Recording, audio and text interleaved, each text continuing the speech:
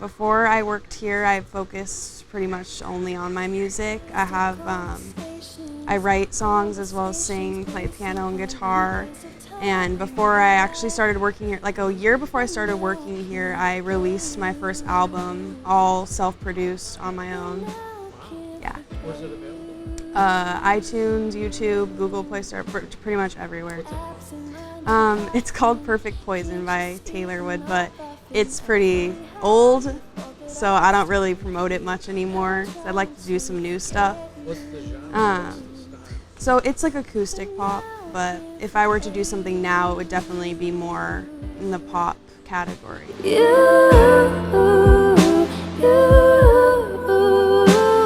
Can't erase you even though I'm trying to.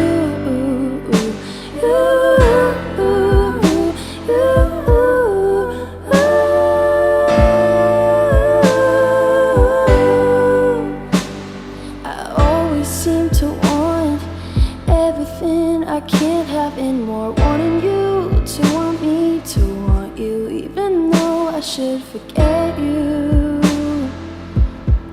But I know I can't forget you. Penny for your thoughts, baby, are you thinking of me? Accidentally thinking all about Yeah, you. And I know my I should mom forget is an amazing singer. She's really amazing. So I kind of got that from her. My sister got it too. So my sister's really good. But yeah, my grandparents were amazing, so my mom got it from them, and yeah. She sings with her sisters, so she has two sisters. They all sing together, and then me and my sister, we sing together. What has been the highlight of your singing career? Oh shoot, honestly, I would say when I released Perfect Poison, it was the highlight of my career because I had a very small budget to do the album. I saved it all myself. I did it all myself, the music, the writing, the putting it online, all of that. So it was a really big accomplishment for me to be able to do something like that on my own. And unfortunately, it kind of stopped there because I got so involved in this, which I'm extremely grateful for, but I'd like at some point to be able to build on to that. Honestly, if you would have asked me that 2.5 years ago, I would have said yes, absolutely. It's the only thing I'll ever do. But honestly, I have a couple dreams now.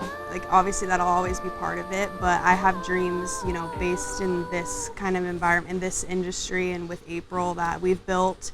And so I would say yes, but it's not my only dream. Tell me what your dream is here. My dream is to build something unlike anything else out there. I love that I found a place where I can just say my ideas that I have and they're reciprocated and bounced off of. Like anything I say to April, she comes back with something else, and it's just so fun because every day here is a challenge. And I guess my dream would be for this to grow into not just a salon and spa, but to different businesses, like other kinds of places and other kinds of, things like this, like with the social media, just being a bigger thing than just a salon and spa would be my dream. And then obviously to be at the front of it. Oh my God, it's hard to pick just one. The people. And by people, I don't just mean, in more talking about my employees and the people that I work with. Like obviously April, she's not only my boss, but my best friend and means so much to me. And then there's everyone else like Faith and Ashley. And, I work every single day. And I have worked here since I was in high school, and I'm now in college, and I still work here every day. So these are my best friends. They're my best friends. I tell them everything and vice versa. And that's what makes it, you don't want to go to work if you don't like the people that are there.